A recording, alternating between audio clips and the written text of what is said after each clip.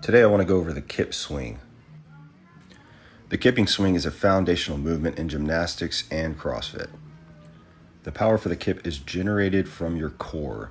Like everything in CrossFit and in movement in general, everything is developed from core to extremity.